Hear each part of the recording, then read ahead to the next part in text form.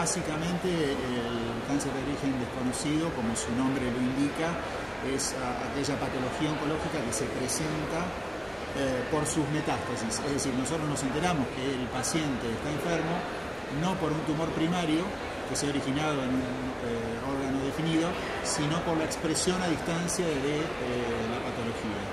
Y esto sucede aproximadamente en el 10 al 15% de los casos, porque cuando nosotros efectivamente encontramos la enfermedad metastásica, se implementan una serie de procedimientos diagnósticos para intentar efectivamente saber cuál es el origen, que no siempre se puede lograr. Con lo cual nosotros denominamos a este tipo de patologías cáncer de origen desconocido, a pesar de que por supuesto hay patrones que son favorables o desfavorables y que siempre tienen tratamiento. Precisamente es un grupo de enfermedades, no es una sola enfermedad del cáncer de origen desconocido. Entonces, dependerá cuál es el sitio de expresión de la enfermedad metastásica, la sintomatología que efectivamente va a padecer el paciente. Ejemplos clásicos: una mujer con un ganglio axilar. Nosotros sabemos que hay una chance muy alta de que esto sea un cáncer de mama. A veces el cáncer de mama es hallado y a veces no. Otro síntoma, otro signo u otra forma de hallazgo habitual son metástasis hepáticas, es decir, enfermedad que está acantonada en el hígado, pero nosotros desconocemos cuál es el origen. Es muy frecuente que los tumores digestivos produzcan esto. Otro ejemplo habitual: acumulación de líquido en la cavidad abdominal en la mujer con masas peritoneales. Nosotros pensamos en cáncer de ovario.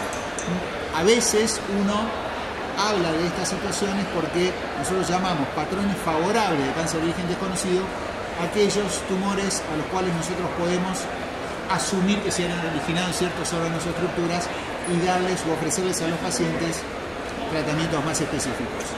En otras ocasiones esto no es posible y se hacen tratamientos más generales. Pero fundamentalmente los síntomas dependen mucho de dónde se ha expresado esta enfermedad por primera vez. Me parece que hay dos vertientes fundamentales.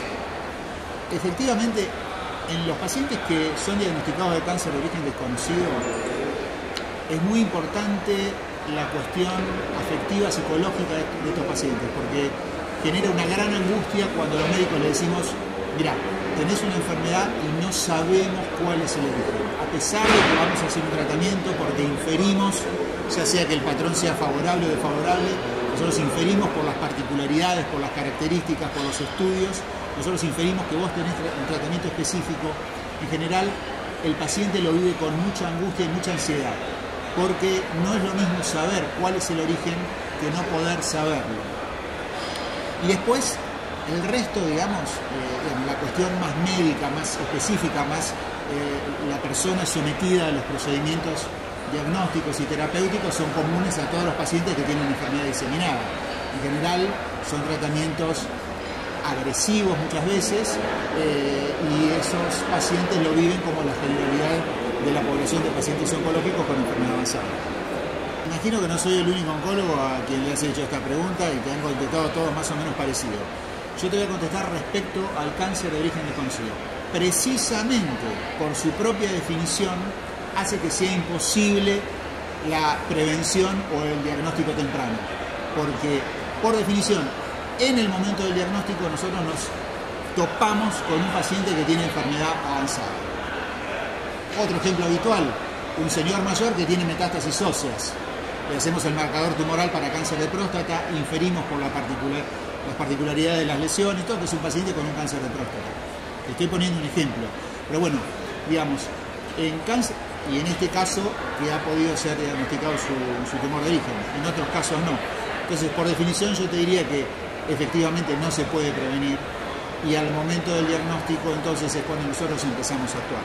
Esa es la particularidad, la diferencia con respecto de otros tumores, otros estamentos, otros momentos de las diferentes patologías donde nosotros sí podemos hacer ya sea prevención o detección precoz.